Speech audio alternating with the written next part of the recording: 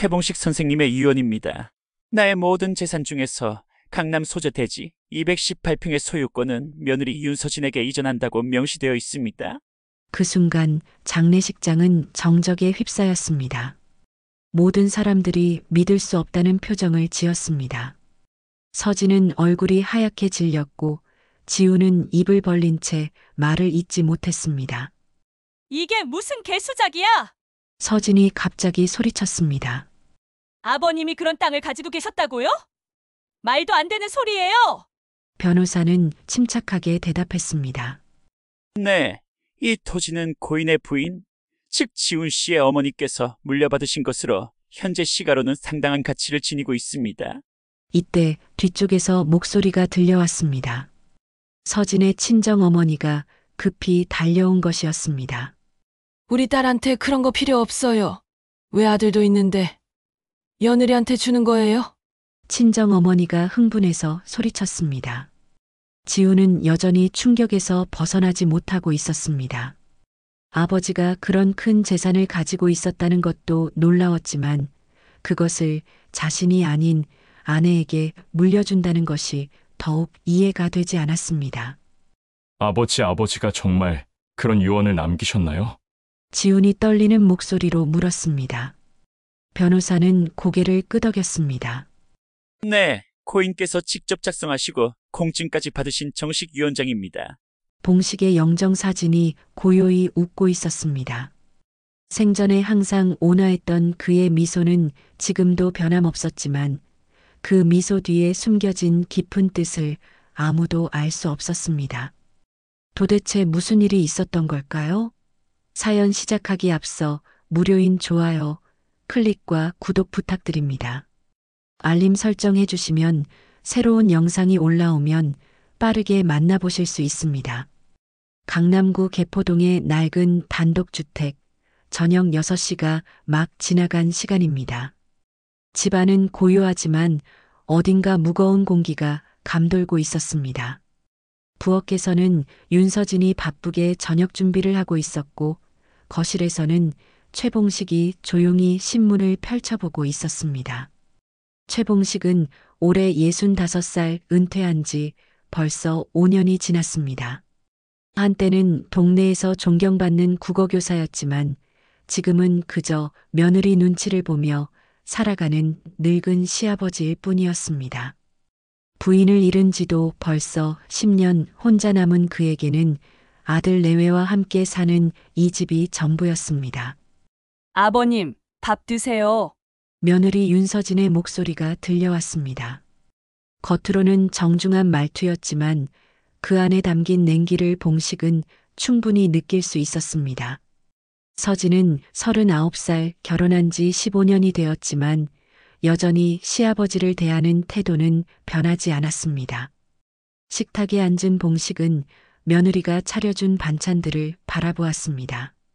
정성스럽게 만들어진 음식들이었지만 어딘가 기계적인 느낌이 들었습니다. 사랑이 아닌 의무로 만들어진 음식 같았습니다. 봉식은 젓가락을 들어 김치 한 점을 집으려다가 문득 며느리에게 말을 걸어보고 싶어졌습니다. 서진아, 이 김치 참 맛있구나. 어떻게 담근 거야? 봉식이 조심스럽게 물었습니다. 하지만 서진은 대답 대신 차가운 시선을 보냈습니다. 아버님은 그냥 드시기만 하세요. 요즘 시아버지가 부엌 일까지 참견하면 말 나와요. 서진의 목소리에는 명백한 거부감이 묻어 있었습니다. 이때 현관문이 열리며 아들 최지훈이 들어왔습니다. 42살의 지훈은 회계사로 일하고 있었지만 집에서만큼은 늘 존재감이 희미했습니다. 아내와 아버지 사이에서 어정쩡한 위치에 서 있는 그는 대부분의 상황에서 아내 편을 들곤 했습니다. 아버지, 식사하세요. 지훈이 간단히 인사를 했습니다. 봉식은 아들을 바라보며 미소를 지었지만 지훈은 이미 서진 옆자리에 앉아 핸드폰을 들여다보고 있었습니다. 여보, 오늘 강남 쪽 부동산 가격도 올랐대요. 우리도 언젠가는 더 좋은 곳으로 이사 가야 하는데. 서진이 지훈에게 말했습니다. 봉식은 그 말을 들으며 조용히 숟가락을 내려놓았습니다. 그래? 하지만 지금 집도 나쁘지 않은데. 지훈이 대답했지만 그의 목소리에는 확신이 부족했습니다. 나쁘지 않긴요. 이 낡은 집이 어디가 좋다고요. 게다가 서진이 말을 하다가 봉식을 힐끗 보더니 말을 멈췄습니다. 하지만 그 시선만으로도 충분했습니다. 시아버지가 함께 사는 것 자체가 부담이라는 뜻이었습니다. 식사가 끝나고 봉식은 조용히 자신의 방으로 들어갔습니다. 작은 골방 같은 그의 방에는 오래된 책들과 추억의 물건들이 가득했습니다. 봉식은 책꽂이 뒤편으로 손을 뻗어 오래된 봉투 하나를 꺼냈습니다. 봉투 안에는 강남대지 등기 서류와 함께 손으로 쓴 메모지가 들어 있었습니다. 봉식은 그 서류들을 한참 동안 바라보았습니다.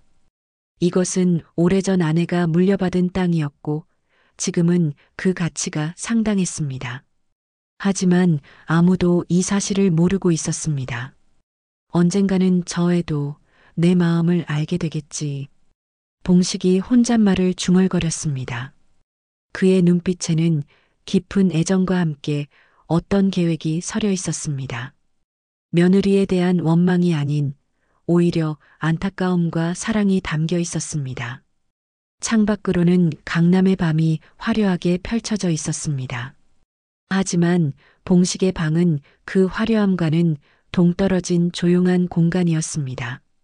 그는 서류를 다시 봉투에 넣고 책꽂이 뒤편에 숨겼습니다. 아직은 때가 아니었습니다. 봄이 지나고 여름이 오는 동안 최봉식의 일상은 여전히 조용했습니다.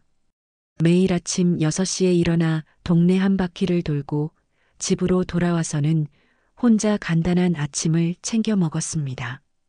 며느리와 아들은 늘 바쁘다는 핑계로 함께 식사하는 일이 드물었습니다.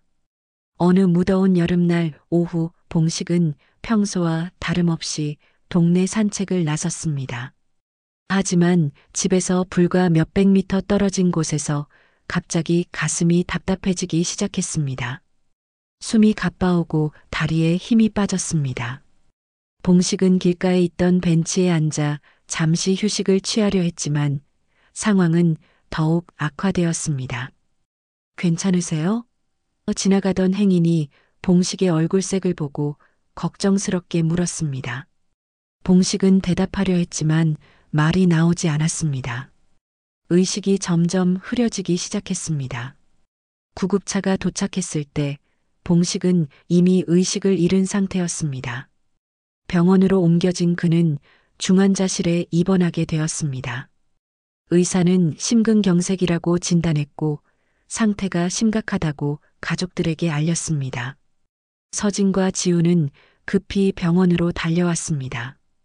중환자실 앞에서 기다리는 동안 서진의 마음은 복잡했습니다. 평소 시아버지를 대했던 자신의 태도가 문득 떠올랐습니다. 하지만 그런 감정도 잠시 현실적인 걱정들이 머릿속을 스쳐갔습니다. 여보, 아버지 상태가 어떨까요? 서진이 지훈에게 물었습니다. 지훈은 답답한 표정으로 중환자실 문을 바라보고만 있었습니다. 사흘 밤낮을 고비로 넘기던 봉식의 상태는 점점 악화되었습니다. 의사는 가족들을 불러 현실을 알렸습니다. 더 이상 희망적이지 않다는 것이었습니다. 봉식은 마지막 순간까지 의식을 되찾지 못한 채 조용히 세상을 떠났습니다. 장례식장은 생각보다 조용했습니다. 봉식이 은퇴 후 사회적 활동을 많이 하지 않았던 탓에 조문객들도 많지 않았습니다. 그의 제자들 몇 명과 동네 지인들, 그리고 가족들만이 모여 있었습니다. 이틀째 되는 날 오후 예상치 못한 방문객이 나타났습니다. 정장을 입은 중년 남성이 장례식장으로 들어왔습니다. 그는 자신을 변호사라고 소개했습니다. 안녕하세요. 저는 김 변호사입니다. 고인과 생전에 법적 업무를 담당했던 사람입니다. 변호사는 정중하게 인사했습니다. 서진과 지우는 서로를 바라보았습니다. 시아버지가 변호사와 무슨 일이 있었는지 전혀 몰랐기 때문입니다. 혹시 무슨 일로 오셨는지요? 지훈이 조심스럽게 물었습니다. 고인께서 생전에 유언장을 작성하셨습니다. 그 내용을 전달하러 왔습니다. 변호사가 서류 가방에서 봉투를 꺼냈습니다. 장례식장에 모인 사람들의 시선이 변호사에게 집중되었습니다. 서진은 갑자기 불안한 기분이 들었습니다. 유언장이라니 시아버지에게 그런 재산이 있었던가 싶었습니다. 변호사는 유언장을 펼치고 또렷한 목소리로 읽기 시작했습니다. 최봉식 선생님의 유언입니다. 나의 모든 재산 중에서 강남 소재대지 218평의 소유권은 며느리 윤서진에게 이전한다고 명시되어 있습니다. 그 순간 장례식장은 정적에 휩싸였습니다. 모든 사람들이 믿을 수 없다는 표정을 지었습니다. 서진은 얼굴이 하얗게 질렸고 지우는 입을 벌린 채 말을 잇지 못했습니다. 이게 무슨 개수작이야. 서진이 갑자기 소리쳤습니다. 아버님이 그런 땅을 가지고 계셨다고요? 말도 안 되는 소리예요. 변호사는 침착하게 대답했습니다. 네, 이 토지는 고인의 부인, 즉 지훈 씨의 어머니께서 물려받으신 것으로 현재 시가로는 상당한 가치를 지니고 있습니다. 이때 뒤쪽에서 목소리가 들려왔습니다. 서진의 친정 어머니가 급히 달려온 것이었습니다. 우리 딸한테 그런 거 필요 없어요. 왜 아들도 있는데 며느리한테 주는 거예요? 친정 어머니가 흥분해서 소리쳤습니다. 지우는 여전히 충격에서 벗어나지 못하고 있었습니다. 아버지가 그런 큰 재산을 가지고 있었다는 것도 놀라웠지만 그것을 자신이 아닌 아내에게 물려준다는 것이 더욱 이해가 되지 않았습니다. 아버지가 정말 그런 유언을 남기셨나요? 지훈이 떨리는 목소리로 물었습니다. 변호사는 고개를 끄덕였습니다. 네, 고인께서 직접 작성하시고 공증까지 받으신 정식 유언장입니다. 봉식의 영정사진이 고요히 웃고 있었습니다. 생전에 항상 온화했던 그의 미소는 지금도 변함없었지만 그 미소 뒤에 숨겨진 깊은 뜻을 아무도 알 수 없었습니다. 장례식장은 순식간에 소란스러워졌습니다. 친정어머니는 계속해서 항의했고 서진은 혼란스러워했으며 지우는 말없이 아버지의 영정만 바라보고 있었습니다. 장례를 치른 지 사흘이 지났지만 집안의 분위기는 여전히 무겁고 복잡했습니다. 서진은 유언장 이야기가 나온 후 제대로 잠을 이루지 못했습니다. 강남 대지 218평이라니 그런 큰 재산이 시아버지에게 있었다는 것도 믿기 어려웠고 그것을 자신에게 물려준다는 것은 더욱 이해할 수 없었습니다. 여보, 이거 정말 말이 안 되지 않아요? 서진이 지훈에게 말했습니다. 아버님이 저한테 왜 그런 큰 재산을 주시려고 했을까요? 지훈도 혼란스럽기는 마찬가지였습니다. 아버지와 자신 사이의 관계가 특별히 나빴던 것은 아니지만 그렇다고 해서 큰 유산을 아내에게 물려줄 만큼 각별한 사이였다고 생각하지도 않았습니다. 아버지 마음을 모르겠어. 지훈이 답답한 표정으로 말했습니다. 평소에 그런 땅이 있다는 말씀도 안 하셨는데 이때 현관에서 벨소리가 들렸습니다. 문을 열어보니 정만식이라는 할아버지가 서 있었습니다.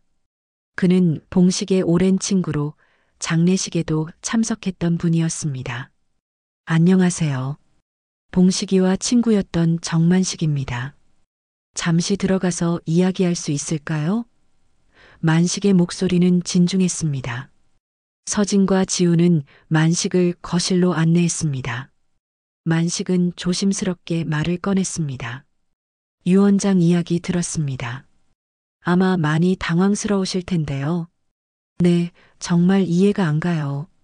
아버님이 왜 그런 결정을 하셨는지 서진이 말했습니다. 만식은 잠시 망설이더니 낡은 지갑에서 오래된 사진 한 장을 꺼냈습니다. 사진 속에는 젊은 시절의 봉식이 나무를 심고 있는 모습이 있었고 옆에서는 서진이 어린 아이를 안고 서 있었습니다. 이 사진 기억나세요? 만식이 물었습니다. 서진은 사진을 자세히 들여다보았습니다. 갑자기 기억이 떠올랐습니다. 결혼 초기, 아직 아이가 어렸을 때의 일이었습니다. 아, 있게. 아버님이 저희를 데리고 어디 가신 적이 있었죠? 서진이 조심스럽게 말했습니다. 맞습니다. 그때 봉식이가 저한테 말했어요. 서진이가 혼자 아이 키우느라 참 힘들어 보인다고 나중에 그 애가 어려울 때 도움이 될 수 있도록 미리 준비해 두고 싶다고 했습니다. 지훈이 놀란 표정으로 만식을 바라보았습니다. 그런 말씀을 하셨다고요? 네, 그 땅은 원래 지훈 씨 어머니 명의였던 겁니다. 봉식이가 부인을 잃고 나서도 그 땅만은 그대로 두었거든요. 언젠가 며느리에게 물려주려고 말이에요. 서진은 갑자기 마음이 복잡해졌습니다. 그동안 시아버지를 대했던 자신의 태도가 떠올랐습니다. 냉랭하게 대했던 수많은 순간들, 무시했던 작은 배려들이 하나씩 기억났습니다. 하지만 왜 저한테요? 아들인 지훈이가 있는데. 서진이 떨리는 목소리로 물었습니다. 만식은 깊은 한숨을 쉬었습니다. 봉식이는 며느리가 이 집에서 얼마나 외로웠는지 알고 있었어요. 겉으로는 강한 척했지만 사실은 많은 걸 참고 견뎠다는 것도 알고 있었고요. 그 말을 들은 순간 서진의 눈에 눈물이 맺혔습니다. 시아버지가 자신을 그렇게 세심하게 관찰하고 있었다는 것이 놀라웠습니다. 그리고 동시에 자신이 얼마나 편견에 사로잡혀 있었는지도 깨달았습니다. 제가 아버님께 너무 못했나요? 서진이 조용히 물었습니다. 만식은 고개를 저었습니다. 아니에요. 봉식이는 서진 씨를 원망한 적이 없어요. 오히려 이해하려고 노력했죠. 며느리 입장에서 얼마나 힘들었을지 말이에요. 지훈도 충격을 받았습니다. 아버지가 가족을 그렇게 깊이 생각하고 있었다는 것을 이제서야 알게 된 것입니다. 아버지가 그런 마음이셨다니. 지훈이 중얼거렸습니다. 만식은 일어서면서 마지막으로 말했습니다. 봉식이는 돈을 물려주려던 게 아니라 마음을 전하려던 거예요. 그 땅에는 가족에 대한 그분의 사랑이 담겨 있습니다. 만식이 떠난 후 집안은 더욱 조용해졌습니다. 서진과 지훈은 서로를 바라보며 말없이 앉아 있었습니다. 봉식의 진심을 알게 된 지금 그들의 마음은 더욱 복잡해졌습니다. 서진은 문득 시아버지의 방을 들여다보고 싶어졌습니다. 생전에 한 번도 제대로 들어가 본 적이 없었던 그 작은 방에 어쩌면 시아버지의 진짜 마음이 남아있을지도 모른다는 생각이 들었습니다. 여보, 아버님 방에 들어가 봐도 될까요? 서진이 조심스럽게 물었습니다. 지훈은 고개를 끄덕였습니다. 그래요. 아버지가 뭘 생각하고 계셨는지 알고 싶어요. 두 사람은 조용히 봉식의 방문을 열었습니다. 그 안에는 아직도 시아버지의 체온이 남아있는 것 같았습니다. 봉식의 방은 생각보다 정돈되어 있었습니다. 책꽂이에는 오래된 문학 작품들과 교육 관련 서적들이 가지런히 꽂혀 있었고 작은 책상 위에는 읽다가 만 신문과 돋보기가 놓여 있었습니다. 서진과 지훈은 조심스럽게 방 안을 둘러보았습니다. 아버님이 이렇게 책을 많이 읽으셨구나. 서진이 책꽂이를 바라보며 중얼거렸습니다. 평소에는 거실에서 신문만 보시는 줄 알았는데 방 안에는 다양한 책들이 가득했습니다. 지훈은 아버지의 책상 서랍을 열어보았습니다. 그 안에는 낡은 일기장과 몇 장의 편지, 그리고 오래된 가족 사진들이 들어 있었습니다. 사진들을 하나씩 들여다보니 어머니가 살아계셨던 시절에 행복했던 순간들이 담겨 있었습니다. 여보, 이것 좀 보세요. 지훈이 서진을 불렀습니다. 그의 손에는 작은 카세트 녹음기가 들려 있었습니다. 책상 서랍 맨 아래쪽에서 발견한 것이었습니다. 녹음기요? 아버님이 이런 걸 왜 가지고 계셨을까요? 서진이 궁금해했습니다. 지훈은 녹음기의 재생 버튼을 눌러보았습니다. 잠시 지직거리는 소음이 들리더니 봉식의 목소리가 흘러나왔습니다. 두 사람은 깜짝 놀라며 서로를 바라보았습니다. 녹음기에서 나오는 봉식의 목소리는 평소보다 더 온화하고 부드러웠습니다. 마치 누군가에게 편지를 쓰듯이 천천히 말하고 있었습니다. 서진이는 겉은 센 척해도 마음은 참 여린 아이야. 아이 키우느라 직장도 그만두고 강남 동네 사람들한테 무시당하는 것도 참고 견뎠지. 내가 해줄 수 있는 게 별로 없어서 미안하네. 서진은 그 말을 듣자마자 눈물이 핑 돌았습니다. 시아버지가 자신의 상황을 그렇게 자세히 알고 있었다는 것이 놀라웠습니다. 더욱이 그것을 이해하고 있었다는 것이 더욱 충격적이었습니다. 녹음은 계속 이어졌습니다. 사실 서진이가 나한테 차갑게 대하는 것도 이해해. 시아버지 눈치 보면서 사는 게 얼마나 힘들겠어. 그래도 저의 마음 한구석엔 따뜻함이 있다는 걸 나는 알고 있어. 지훈도 아버지의 말을 들으며 마음이 복잡해졌습니다. 아버지가 가족들을 그렇게 깊이 관찰하고 있었다는 것을 이제서야 알게 되었습니다. 강남 그 땅은 원래 엄마가 물려받은 거야. 나는 그냥 관리만 하고 있었을 뿐이지. 언젠가는 서진이한테 주려고 생각하고 있었어. 그 애가 나중에 혼자서도 당당하게 살 수 있도록 말이야. 서진은 더 이상 참을 수 없어서 흐느끼기 시작했습니다. 그동안 시아버지를 오해하고 있었다는 것이 너무나 미안했습니다. 시아버지는 자신을 이해하고 있었을 뿐만 아니라 미래까지 걱정하고 계셨던 것입니다. 여보, 서진이 지훈을 바라보며 말했습니다. 제가 정말 잘못 생각하고 있었어요. 지훈도 눈시울이 붉어졌습니다. 나도 마찬가지야. 아버지가 우리를 그렇게 생각하고 계셨는 줄 몰랐어. 녹음기에서는 봉식의 목소리가 계속 이어졌습니다. 지훈이도 힘들겠지만 아내와 아버지 사이에서 어정쩡한 위치에 있는 게 말이야. 그래도 그 애들이 언젠가는 서로를 이해하게 될 거라고 믿어. 서진은 책꽂이 앞에 앉아서 계속 울고 있었습니다. 그때까지도 자신이 얼마나 편견에 사로잡혀 있었는지 깨달았습니다. 시아버지는 단순히 무시받는 늙은이가 아니라 가족을 깊이 사랑하는 따뜻한 사람이었습니다. 아버님. 서진이 중얼거렸습니다. 어떻게 이런 분한테 그렇게 대했을까요? 지훈은 서진의 어깨에 손을 올렸습니다. 이제라도 알게 된 게 다행이야. 아버지는 우리를 원망하지 않으셨을 거야. 녹음이 끝날 무렵 봉식의 마지막 말이 들려왔습니다. 내 마지막 소원은 우리 가족이 서로를 진심으로 이해하며 사는 거야. 그러면 나는 저 세상에서도 편안할 것 같아. 녹음이 끝나고 방 안은 다시 조용해졌습니다. 서진과 지훈은 한동안 말없이 앉아 있었습니다. 봉식의 목소리가 아직도 귓가에 맴돌고 있었습니다. 서진은 눈물을 닦으며 일어났습니다. 여보, 저 이제야 아버님의 마음을 알 것 같아요. 그분이 저한테 그 땅을 물려주신 이유도요. 응, 나도 그래. 아버지는 우리가 더 좋은 관계가 되길 바라셨던 것 같아. 지훈이 대답했습니다. 두 사람은 봉식의 영정사진을 바라보았습니다. 사진 속의 봉식은 여전히 온화하게 웃고 있었습니다.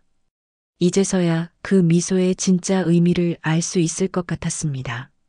하지만 아직 모든 것이 해결된 것은 아니었습니다. 유언장에 대한 법적 절차도 남아 있었고 서진의 친정 식구들의 반응도 걱정되었습니다. 무엇보다 서진 자신도 이 큰 유산을 어떻게 해야 할지 확신이 서지 않았습니다. 봉식의 녹음을 들은 지 이틀이 지났지만 서진의 마음은 여전히 복잡했습니다. 시아버지의 진심을 알게 된 것은 감동적이었지만 동시에 그 큰 유산을 어떻게 해야 할지 막막했습니다. 강남 대지 218평이라는 것은 상상할 수 없을 만큼 큰 재산이었습니다. 그런 서진에게 변호사로부터 연락이 왔습니다. 유언 집행과 관련해서 만나서 이야기할 것이 있다는 내용이었습니다. 서진과 지우는 변호사 사무실을 찾아갔습니다. 안녕하세요. 오늘 오신 이유는 유언장에 대한 추가 설명이 필요해서입니다. 김 변호사가 정중하게 말했습니다. 추가 설명이요? 지훈이 궁금해했습니다. 변호사는 또 다른 서류를 꺼냈습니다. 사실 고인께서 남기신 유언에는 중요한 조건이 하나 더 있습니다. 서진과 지훈은 긴장한 표정으로 변호사를 바라보았습니다. 고인께서는 상속받는 분이 1년간 그 땅을 처분하지 않고 직접 관리하실 것을 조건으로 하셨습니다. 만약 이 조건을 지키지 않으면 상속은 무효가 되고 다른 상속인에게 넘어가게 됩니다. 서진은 깜짝 놀랐습니다. 1년간 직접 관리한다는 게 무슨 뜻인가요? 그 땅을 팔지도 말고 대신 고인께서 원하시던 용도로 활용해 보라는 뜻입니다. 고인께서 남기신 메모에 따르면 그 땅을 지역사회를 위해 사용하기를 희망하셨다고 되어 있습니다. 지훈이 의아해했습니다. 아버지가 그런 계획을 가지고 계셨다고요? 변호사는 고개를 끄덕였습니다. 네, 노인 복지와 관련된 시설을 만드는 것이 고인의 마지막 소원이었다고 하셨습니다. 서진은 마음이 더욱 무거워졌습니다. 시아버지가 단순히 재산을 물려주려던 것이 아니라 어떤 의미 있는 일을 함께 하기를 바라셨던 것입니다. 변호사 사무실을 나온 후 서진과 지우는 카페에 앉아 이야기를 나누었습니다. 여보, 이거 정말 어떻게 해야 할까요? 서진이 걱정스럽게 말했습니다. 1년 동안 그 땅을 관리한다는 게 쉬운 일이 아닐 텐데요. 그래도 아버지의 뜻이니까 한번 해보는 게 어떨까? 지훈이 조심스럽게 제안했습니다. 그때 서진의 핸드폰이 울렸습니다. 친정어머니였습니다. 통화를 마친 서진의 얼굴은 어두워졌습니다. 어머니가 집에 오신대요. 오빠도 함께요. 서진이 한숨을 쉬었습니다. 집에 도착하자마자 친정어머니와 서진의 오빠가 기다리고 있었습니다. 두 사람의 표정은 진지했습니다. 서진아, 그 땅 이야기 들었다. 정말 큰 돈이라면서? 친정어머니가 바로 본론을 꺼냈습니다. 어머니, 그게... 서진이 말하려다가 말을 멈췄습니다. 뭘 그렇게 고민해? 빨리 팔아서 현금으로 만들어야지. 요즘 부동산 값도 계속 오르고 있는데 지금이 팔 때야. 오빠가 끼어들었습니다. 서진은 난처한 표정을 지었습니다. 오빠, 그게 그렇게 간단한 문제가 아니에요. 왜 간단하지 않아? 돈이 생겼으면 써야지. 우리 집도 전세 만료되어서 이사 나가야 하는데 서진이가 좀 도와줄 수 있잖아. 오빠의 목소리에는 기대감이 묻어 있었습니다. 지훈이 조심스럽게 끼어들었습니다. 그런데 형님, 그 땅에는 조건이 있어요. 1년간은 팔 수 없다고 되어 있거든요. 그게 무슨 말이야? 누가 그런 조건을 붙인 거야? 친정어머니가 화를 냈습니다. 서진이 설명했습니다. 아버님이 유언에 그렇게 적어두셨어요. 1년간 직접 관리하면서 지역사회를 위해 사용하라고요. 말도 안 되는 소리야. 그런 건 변호사한테 말해서 바꾸면 되잖아. 오빠가 목소리를 높였습니다. 바꿀 수 있는 게 아니에요. 법적으로 정해진 조건이라고 하는데요. 지훈이 차분하게 설명했습니다. 친정어머니는 불만스러운 표정을 지었습니다. 그럼 1년 후에라도 팔면 되지 뭐. 그때까지 기다리면 돼. 서진은 갑자기 답답함을 느꼈습니다. 가족들이 오직 돈에만 관심을 가지고 있다는 것이 실망스러웠습니다. 시아버지의 진심과 뜻은 전혀 이해하려 하지 않았습니다. 어머니, 오빠도 그런 식으로만 생각하지 마세요. 서진이 조금 강하게 말했습니다. 아버님이 그 땅을 저한테 주신 이유가 있을 거예요. 이유가 뭐가 있어? 돈은 돈이지. 그걸 가지고 뭔 철학을 하려고 그래? 오빠가 비아냥거렸습니다. 그 순간 서진은 결심했습니다. 아무리 가족이라고 해도 시아버지의 뜻을 무시할 수는 없었습니다. 저는 아버님의 뜻대로 할 거예요. 1년 동안 그 땅을 지역사회를 위해 사용해 볼 생각이에요. 서진이 단호하게 말했습니다. 친정 어머니와 오빠는 믿을 수 없다는 표정을 지었습니다. 그들에게는 서진의 결정이 이해되지 않았습니다. 서진의 결정을 들은 친정 식구들은 며칠 동안 계속해서 전화를 걸어왔습니다. 어머니는 정신 차리라고 했고, 오빠는 멍청한 짓 하지 말라며 압박을 가했습니다. 하지만 서진의 마음은 이미 정해져 있었습니다. 서진은 봉식의 방에서 발견한 오래된 수첩을 다시 들여다보았습니다. 그 안에는 시아버지의 손글씨로 적힌 계획들이 가득했습니다. 노인복지센터, 지역 주민을 위한 공간, 아이들과 어르신들이 함께하는 곳 같은 메모들이 여기저기 적혀 있었습니다. 여보, 아버님이 정말 많은 생각을 하고 계셨구나. 서진이 지훈에게 수첩을 보여주며 말했습니다. 지훈도 아버지의 필체를 보며 감동했습니다. 아버지가 우리 지역을 이렇게 생각하고 계셨다니. 정말 몰랐어. 수첩의 마지막 페이지에는 특히 인상 깊은 글이 적혀 있었습니다. 내가 가진 마지막 것. 우리 며느리가 아이 키우며 더는 눈치 안 보고 살 수 있도록. 그리고 나처럼 외로운 노인들이 함께 모일 수 있는 곳을 만들고 싶다. 서진은 그 글을 읽으며 눈물이 핑 돌았습니다.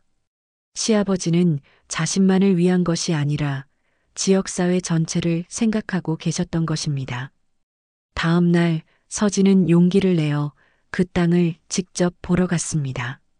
강남구 한복판에 위치한 그 땅은 생각보다 넓었습니다. 주변은 아파트와 상가들로 둘러싸여 있었지만 그 땅만은 조용하고 평온했습니다. 땅 한구석에는 봉식이 심었던 나무들이 자라고 있었습니다. 이제는 제법 큰 나무가 된 그것들이 서진을 반겨주는 것 같았습니다. 서진은 나무 그늘 아래 앉아서 주변을 둘러보았습니다. 여기에 정말 복지센터를 만들 수 있을까? 서진이 혼잣말을 했습니다. 그때 뒤에서 목소리가 들려왔습니다. 안녕하세요. 여기 땅 주인이세요? 돌아보니 동네에서 작은 카페를 운영하는 중년 여성이 서 있었습니다. 네, 그런데요. 서진이 대답했습니다.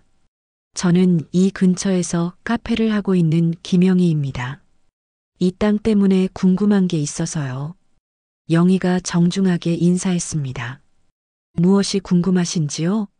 사실 이 동네 어르신들이 모일 곳이 별로 없어요. 다들 아파트 단지 안에만 계시고 나와서 어울릴 공간이 부족하거든요.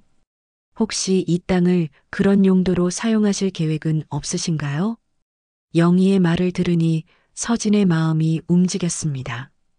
시아버지가 원했던 것이 바로 이런 것이 아닐까 싶었습니다. 사실 그런 계획을 가지고 있어요. 노인 복지센터 같은 것을 만들어 볼까 생각 중이거든요. 서진이 조심스럽게 말했습니다. 영희의 얼굴이 밝아졌습니다. 정말요? 그럼 우리 동네 어르신들이 정말 좋아하실 텐데요. 제가 아는 분 중에 사회복지사도 있고 도움을 줄 수 있는 사람들도 많아요. 그날 서진은 영희와 함께 동네를 둘러보며 많은 이야기를 나누었습니다. 이 지역에 어떤 필요가 있는지, 어떤 프로그램이 도움이 될지에 대해서 말입니다. 집으로 돌아온 서진은 지훈에게 오늘 있었던 일을 이야기했습니다. 정말 다행이네. 도움을 줄 수 있는 사람들이 있다니. 지훈이 기뻐했습니다. 응, 그런데 아직 걱정되는 게 있어. 엄마와 오빠가 계속 반대하고 있잖아. 서진이 걱정스럽게 말했습니다. 그때 마침 현관에서 벨소리가 들렸습니다. 문을 열어보니 친정 어머니와 오빠가 또다시 찾아온 것이었습니다. 이번에는 표정이 더욱 심각했습니다. 서진아, 우리 진지하게 이야기해야겠다. 친정 어머니가 단호하게 말했습니다. 거실에 앉은 친정 어머니는 바로 본론을 꺼냈습니다. 그 땅 말이야, 정말 팔지 않을 거야? 어머니, 아버님의 뜻이 있으니까요. 서진이 대답했습니다. 뜻이 뭐가 있어? 죽은 사람 말 듣고 살 거야? 오빠가 짜증스럽게 말했습니다. 서진은 갑자기 화가 났습니다. 오빠, 그런 식으로 말하지 마세요. 아버님은 저를 진심으로 생각해 주신 분이에요. 진심? 그분이 널 어떻게 생각했는지 알아? 넌 그분한테 얼마나 차갑게 대했는데. 친정 어머니가 날카롭게 말했습니다. 그 말에 서진은 마음이 아팠습니다. 맞는 말이었기 때문입니다. 하지만 동시에 그래서 더욱 시아버지의 뜻을 존중해야 한다고 생각했습니다. 그래서 더욱 아버님의 마지막 소원을 들어드리고 싶어요. 서진이 눈물을 참으며 말했습니다. 소원이 뭐야? 돈 버는 게 소원이지, 몸복지센터야. 오빠가 비웃었습니다. 지훈이 더 이상 참을 수 없어서 일어났습니다. 형님, 어머님, 이제 그만하세요. 서진이가 결정한 일이니까 존중해 주세요. 친정 어머니는 지훈을 노려보았습니다. 당신이 뭔데 끼어들어? 이건 우리 가족 일이야. 서진이는 제 아내예요. 그리고 이건 아버지의 유언이기도 하고요. 지훈이 단호하게 말했습니다. 지훈의 단호한 말에 친정 어머니와 오빠는 잠시 당황했습니다. 평소 존재감이 약했던 지훈이 이렇게 강하게 나오는 것은 처음이었습니다. 하지만 친정 어머니는 금세 평정을 되찾고 다시 공격적으로 나왔습니다. 지훈 씨, 당신도 정말 답답하네요. 그 큰 돈을 놔두고 뭔 복지센터를 만든다고 해요? 정신이 있는 거예요? 친정 어머니의 목소리가 날카로워졌습니다.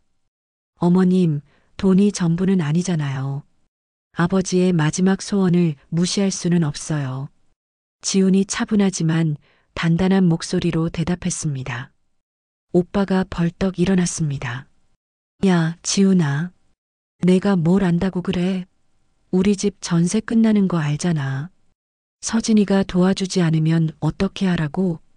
서진은 오빠의 말을 듣고 마음이 복잡해졌습니다. 가족이 어려운 상황에 있다는 것은 알고 있었지만 그렇다고 해서 시아버지의 뜻을 저버릴 수는 없었습니다.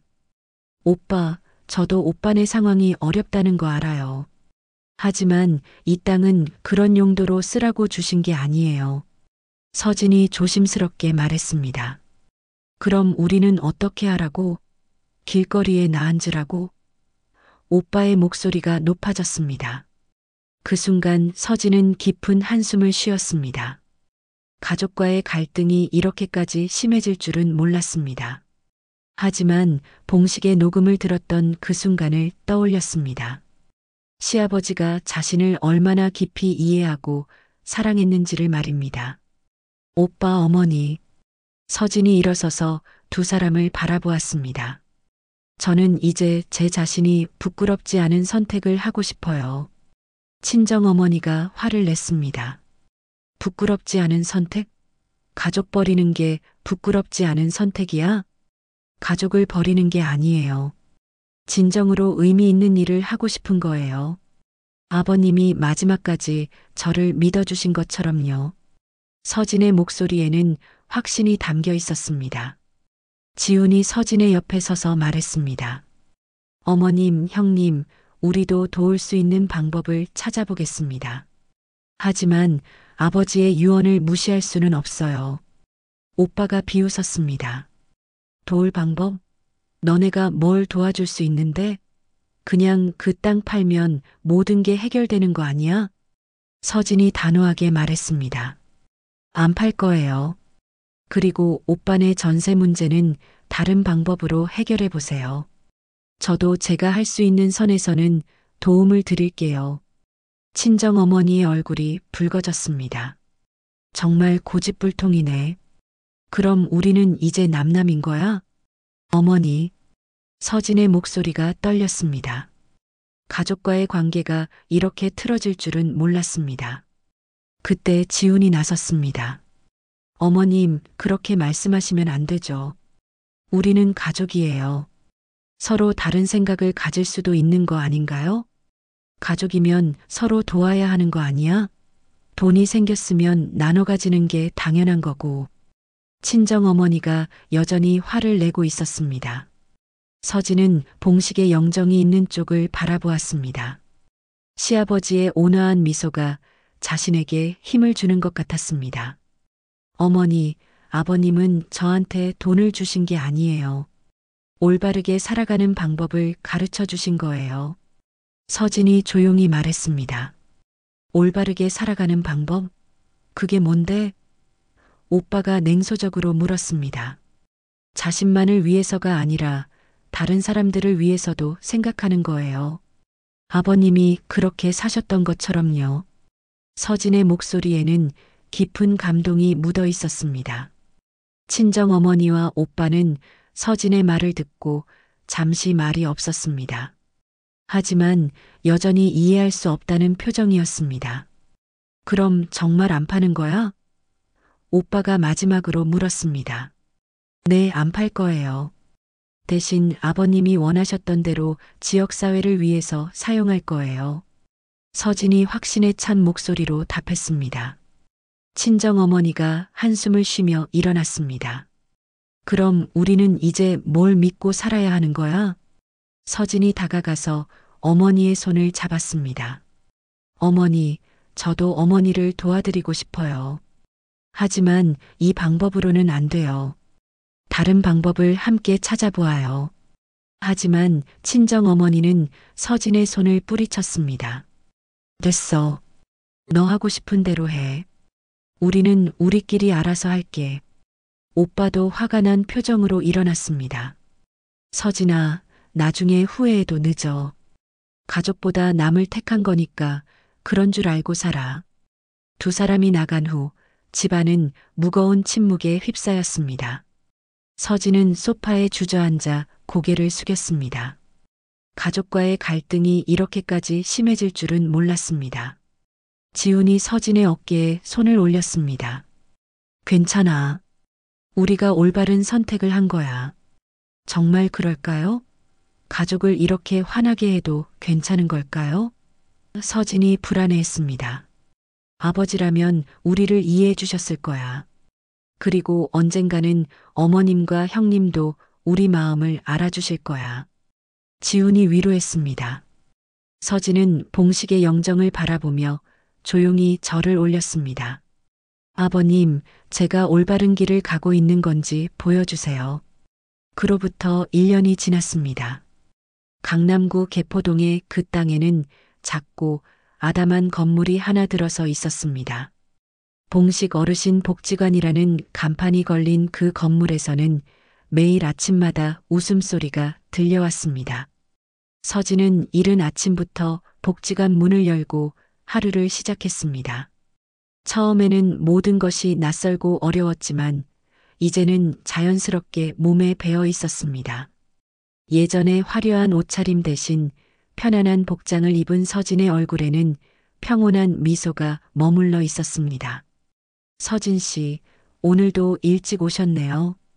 김영희가 카페에서 만든 커피를 들고 복지관으로 들어왔습니다. 영희는 이제 서진의 가장 가까운 동료가 되어 있었습니다. 네, 어르신들이 오시기 전에 미리 준비해 두려고요. 서진이 환하게 웃으며 커피를 받았습니다. 복지관은 생각보다 많은 어르신들의 사랑을 받았습니다. 동네에서 외롭게 지내던 분들이 하나둘씩 모여들기 시작했고, 이제는 매일 30여 명의 어르신들이 찾아오는 곳이 되었습니다. 단순히 모이는 것뿐만 아니라 다양한 프로그램도 운영되었습니다. 오전에는 가벼운 운동 시간이 있었고, 오후에는 독서 모임이나 영화 감상 시간이 마련되어 있었습니다. 무엇보다 어르신들이 가장 좋아하는 것은 함께 모여 이야기를 나누는 시간이었습니다. 서진 씨 덕분에 우리가 이렇게 행복하게 지낼 수 있네요. 복지관의 단골이 된 박할머니가 서진에게 말했습니다. 아니에요, 할머니. 저도 할머니들 덕분에 많이 배우고 있어요. 서진이 진심으로 대답했습니다. 실제로 서진은 이 1년 동안 많은 것을 배웠습니다. 돈보다 소중한 것들이 세상에는 많다는 것, 진정한 행복은 나눌 때 더 커진다는 것을 몸소 체험했습니다. 오후가 되자 지훈이 복지관을 찾아왔습니다. 지훈도 이제는 주말마다 복지관에서 어르신들을 위한 일을 도왔습니다. 회계사인 그의 전문성을 살려 어르신들의 생활 상담을 해주기도 했습니다. 여보, 오늘 분위기가 정말 좋네. 지훈이 서진에게 말했습니다. 응, 어르신들이 점점 더 밝아지시는 것 같아. 서진이 기쁜 표정으로 대답했습니다. 복지관 한쪽 벽면에는 특별한 사진이 걸려 있었습니다. 봉식이 젊은 시절 이 땅에 나무를 심고 있는 모습과 함께 이 건물은 한 분의 사랑에서 시작되었습니다라는 문구가 적혀 있었습니다. 어르신들은 그 사진을 볼 때마다 봉식에 대한 이야기를 들으려 했고, 서진은 시아버지의 따뜻한 마음에 대해 이야기해주곤 했습니다. 저녁 시간이 되어 어르신들이 하나둘 집으로 돌아가고 서진과 지우는 복지관 정리를 시작했습니다. 그때 현관에서 누군가가 들어오는 소리가 들렸습니다. 돌아보니 친정 어머니가 서 있었습니다. 1년 만에 보는 어머니의 모습이었습니다. 서진은 깜짝 놀라며 어머니를 바라보았습니다. 어머니, 서진이 조심스럽게 불렀습니다. 친정 어머니는 복지관 안을 천천히 둘러보았습니다. 어르신들이 사용한 흔적들, 벽에 걸린 사진들, 그리고 따뜻한 분위기를 감싸고 있는 공간을 말없이 바라보았습니다. 이게 내가 만든 곳이구나. 친정 어머니가 조용히 말했습니다. 네, 어머니. 아버님의 뜻대로 만든 곳이에요. 서진이 대답했습니다. 친정 어머니는 봉식의 사진 앞에 서서 한참을 바라보았습니다. 그리고 나서 서진에게 말했습니다. 서진아, 미안해. 엄마가 너무 성급했었나 봐. 서진의 눈에 눈물이 맺혔습니다. 어머니, 이곳을 보니까 내 시아버지가 어떤 분이셨는지 알 것 같아. 그리고 너도 정말 많이 변했구나. 친정 어머니의 목소리가 부드러워졌습니다. 어머니, 저는 여전히 어머니의 딸이에요. 다만 이제는 조금 더 의미 있는 일을 하고 싶어요. 서진이 어머니의 손을 잡았습니다. 친정 어머니는 서진의 손을 꼭 잡고 말했습니다. 그래, 엄마가 틀렸어. 돈이 전부가 아니라는 걸 이제야 알겠다. 지훈도 다가와서 인사했습니다. 어머님, 자주 놀러 오세요. 이곳은 모든 분들께 열려 있는 곳이에요. 그날 저녁, 세 사람은 함께 복지관에서 간단한 저녁을 먹었습니다. 오랜만에 가족이 함께하는 시간이었습니다. 대화는 예전처럼 어색하지 않았고 서로를 이해하려는 마음이 느껴졌습니다. 복지관을 나서며 친정 어머니가 말했습니다. 서진아, 내 시아버지 정말 훌륭한 분이셨구나. 그분의 마지막 소원을 이렇게 잘 이뤄줘서 고마워. 서진은 봉식의 사진이 걸린 복지관을 다시 한번 바라보았습니다. 그 사진 속의 봉식은 여전히 온화하게 웃고 있었습니다. 아버님, 이제 조금은 아버님의 마음을 이해할 수 있을 것 같아요. 서진이 마음속으로 중얼거렸습니다. 밤하늘에는 별들이 반짝이고 있었습니다. 서진은 지훈과 친정 어머니와 함께 집으로 향했습니다. 그녀의 마음은 이전 어느 때보다도 평안했습니다. 돈보다 무서운 것은 후회였고 가장 값진 유산은 진심이라는 것을 이제야 깨달았습니다. 봉식이 남긴 것은 땅이 아니라 사랑하는 법이었고 서진은 그것을 이제 제대로 배우고 있었습니다.